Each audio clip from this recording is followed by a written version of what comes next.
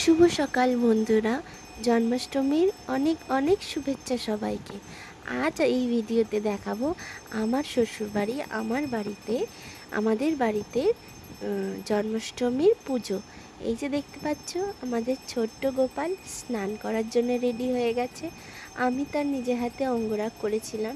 তো আজকে এই দেখুন, এবার ঠাকুরমশাই স্নান দিচ্ছে পঞ্চামৃত দিয়ে, সব কিছু দিয়ে আমাদের নারায়ণ শিলা আর আমাদের গোপালকে সুন্দর করে স্নান করানো হচ্ছে। তারপরে স্নান করানোর পর তাকে সুন্দর করে সাজানো হবে।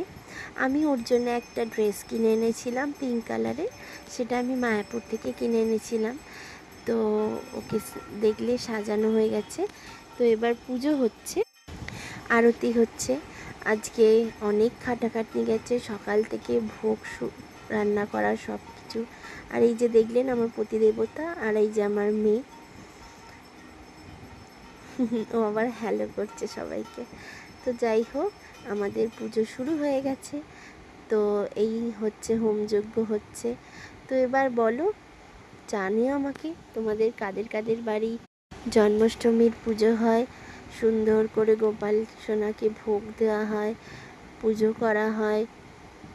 আজকের দিনটা সবার ভালো কাটুক, সবাই সুস্থ থেকো, ঠাকুর সবাইকে যেন ভালো রাখুক, এই কামনাই করি আমি।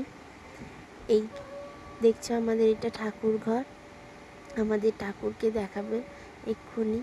আজকে অনেক কিছু বানিয়ে দিয়েছি গোপালকে, যেমন হলো তালের বড়া, তালের মালপোয়া, তালের লুচি, নারকেল নাড়ু, চিনির নাড়ু, তারপরে তোমার তিলের নাড়ু, মোয়া, চিড়ের মোয়া, তারপরে তোমার লুচি, 5 রকম ভাজা।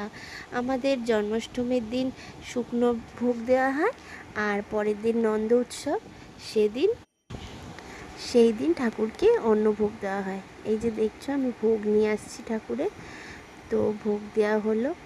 তো এবার পুজো হয়ে গেল। তো টাটা বাই বাই, আবার দেখা হবে।